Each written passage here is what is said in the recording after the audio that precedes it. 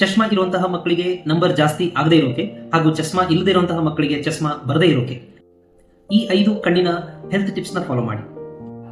First one, ಮಗು ಓದ್ಬೇಕಾದ್ರೆ ಅಥವಾ ಬರೀಬೇಕಾದ್ರೆ ಪುಸ್ತಕ ಏನಿದೆಯಲ್ಲ ಅದು ಕಣ್ಣಿನಿಂದ ಅಟ್ಲೀಸ್ಟ್ 30 to 40 ಸೆಂಟಿಮೀಟರ್ ಡಿಸ್ಟೆನ್ಸ್ ಅಲ್ಲಿ ಇರಬೇಕು. ಅಂದಾಜಾಗಿ ಹೇಳೋದಾದ್ರೆ ಒಂದು ಲಾಂಗ್ ಸ್ಕೇಲ್ ನಷ್ಟು ಡಿಸ್ಟೆನ್ಸ್ ಇರಬೇಕು. ಸೆಕೆಂಡ್ ಒನ್, ಮಗು ಓದುವಾಗ ಅಥವಾ ಬರೆಯುವಾಗ ಲೈಟ್ ಡಿಮ್ ಆಗಿದ್ರೆ ಅದು ಕಣ್ಣಿನ ಮಸಲ್ಸ್ ಮೇಲೆ ಒತ್ತಡ ಹಾಕುತ್ತೆ. ಸೊ ಓದುವಾಗ ಲೈಟ್ ಬ್ರೈಟ್ ಆಗಿರ್ಲಿ ಅಥವಾ ಟೇಬಲ್ ಲ್ಯಾಂಪ್ ನಾದ್ರೂ ಬಳಸಿ. ಥರ್ಡ್ ಒನ್, ಮೋಸ್ಟ್ ಕಾಮನ್, ನಿಮ್ಮೆಲ್ಲರಿಗೂ ಗೊತ್ತಿರುವಂತದ್ದೇ, ಸ್ಕ್ರೀನ್ ಟೈಮ್. ಮಗು ಫೋನ್ ನೋಡೋದಾಗ್ಲಿ, ಟಿವಿ ನೋಡೋದಾಗ್ಲಿ ಅಥವಾ ಕಂಪ್ಯೂಟರ್ನೇ ಬಳಸೋದಾಗ್ಲಿ ಎಲ್ಲ ಸೇರಿ ಒಟ್ಟಿನಲ್ಲಿ ದಿನಕ್ಕೆ 1 ರಿಂದ 2 ಗಂಟೆಗಳಕ್ಕಿಂತ ಹೆಚ್ಚಾಗಿ ಸ್ಕ್ರೀನ್ ನ ನೋಡಬಾರದು. ಫೋರ್ತ್ ಒನ್, ತುಂಬಾನೇ ಓದೋದಿದ್ರೆ ಅಥವಾ ಅನ್ಅವಾಯ್ಡಬಲ್ ಸ್ಕ್ರೀನ್ ಟೈಮ್ ಯೂಸೇಜ್ ಇದ್ರೆ ಈ 20-20-20 ರೂಲ್ ನ ಖಚಿತವಾಗ್ಲೂ ಫಾಲೋ ಮಾಡಿ.